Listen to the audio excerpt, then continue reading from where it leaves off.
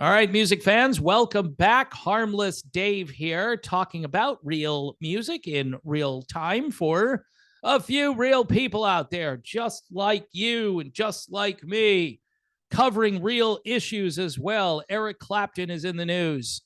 I had the privilege of speaking to Eric Clapton now on several occasions, doing interviews, and it's a little bit surreal. It's a tad mind blowing, but here I am, right? Still thinking about it and thinking, wow, I talked to Eric Clapton. So there you go. A bucket list item, not deserved whatsoever. You know, I keep telling people the only reason I got to speak to Eric Clapton is because I was the only one defending him during the thing-demic, where he took two very safe and effective doses of this super safe and effective product, and it didn't go all that safe and effective for Eric. And so nobody else in the media defended him. In fact, people were calling him crazy and just get on board, get on the train, man. Get on the train. It doesn't matter if it works or it doesn't work. Just get on the train. So, yeah, even though he had an actual reaction, it wasn't just like, nah, I don't want to do this. It was, you know what? I did this a couple of times, and I'm not going to do it a third time. Eric Clapton has rebelled, and Van Morrison, two of the mildest mannered people right now in the music industry. Van Morrison, we can't like Astral Weeks anymore because Van Morrison said he didn't like lockdowns. Welcome to the Twilight Zone. Welcome to 1984, everybody. So Eric is in the news again because he put out a song, and this is what he wrote on Instagram. To save a child, in aid of the children of Gaza, on January 17th, a very special broadcast of Eric's intimate concert was filmed in London in front of a small audience in December of 2023. And no, I know what you're asking, what you're thinking. No, I wasn't in the audience. Would have been fun, though. Eric's set included Tears in Heaven, Got to Get Better in a Little While, and George Harrison's Give Me Love, Give Me Peace on Earth, featuring George's son, Danny Harrison. Tickets available at link in bio. The proceeds will be donated in aid to the children of Gaza. The post also included the dates of the event, January 17th in North America. It's also January 17th, pretty much 8 p.m. So if you're around on January 17th, I guess the only area where it'll be the 18th would be Asia and Australia. And if you're really into Eric Clapton, which you should be, I will put a link in the description of this video to this particular article. Now, the reactions to the song, which is an instrumental song.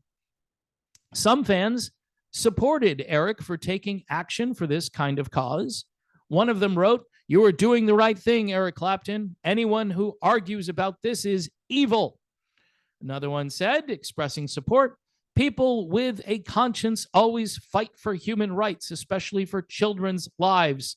Thanks a lot, Sir Eric Clapton." So you had two positive comments, but yet the article is called Eric Clapton Receives Backlash. All right, so here is the backlash.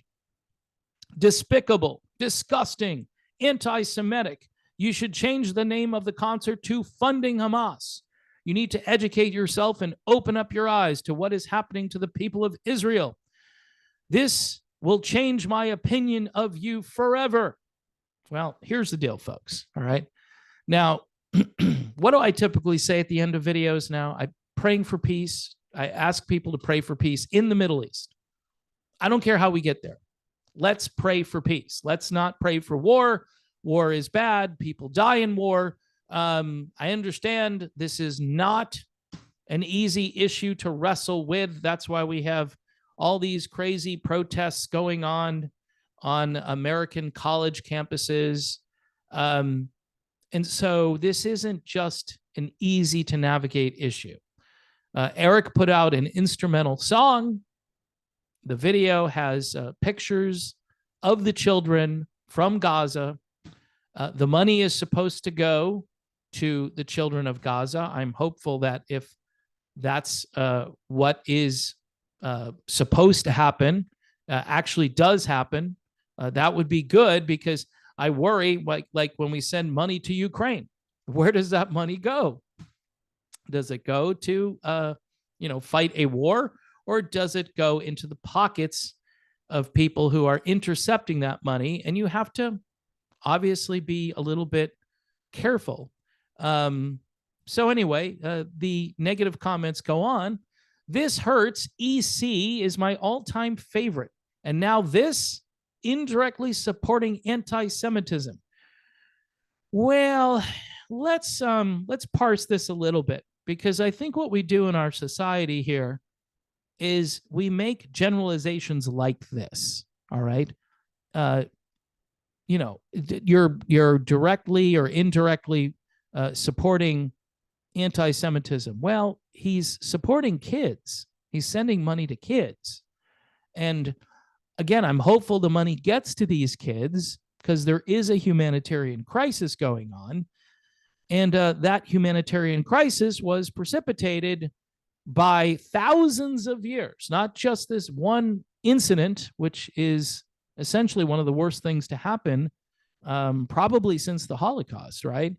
But these two tribes have been fighting for a very long time.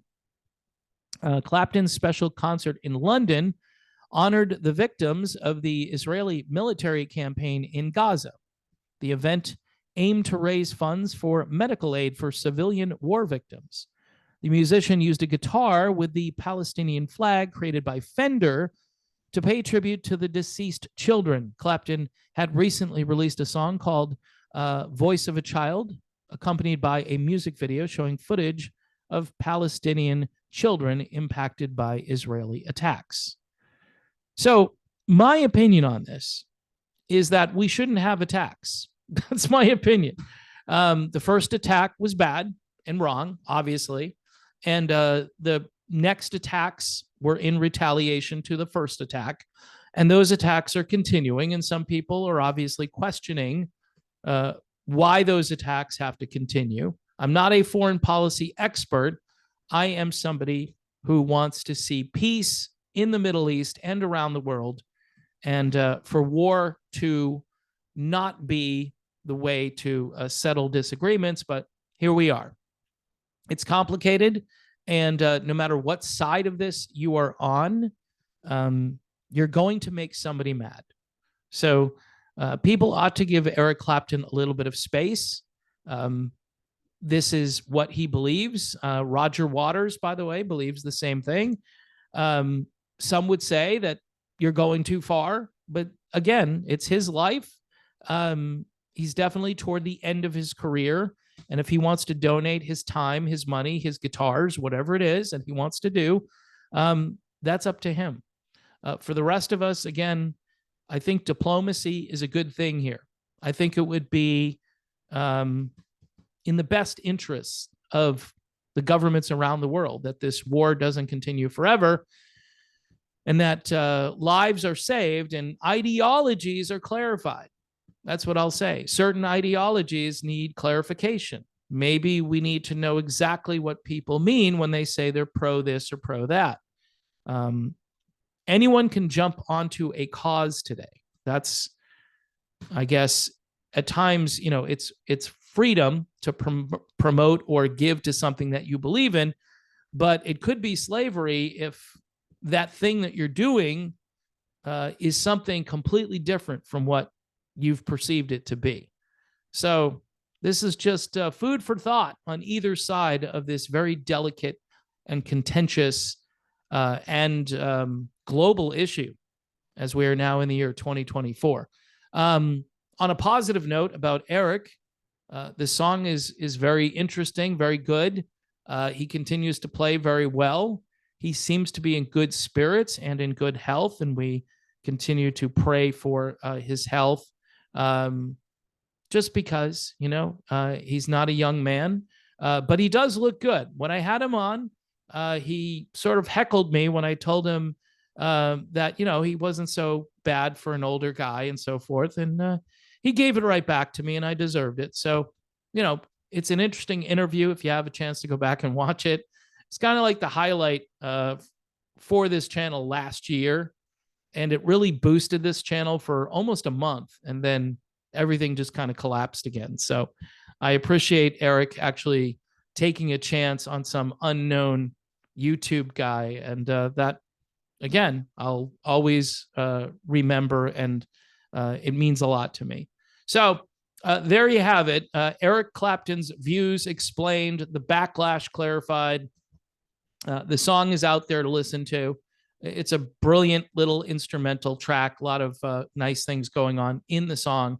And he is doing a digital broadcast on January 17th, 8 p.m. in Europe, 8 p.m. in North America. And then the 18th, 7 p.m. in Japan, and apparently in Australia. So if you want to watch that little intimate show that he did, and you're an Eric Clapton fan, I'm thinking that you will really enjoy it. So there you go. That's it. I'm done. Thanks for watching. Please subscribe to the channel. And by the way, you never know. Eric might come back here. I don't know when, and I don't push my luck or anything. But if he's ready, I'd love to have him back, and this could be the place to see him. So that's why you need to subscribe, all right? It's some kind of a tactic I need to get people to subscribe. You might see Eric Clapton, you just never know. So, but it's true. It's true. I'm not making that up. So thanks for watching, and I'll see you soon.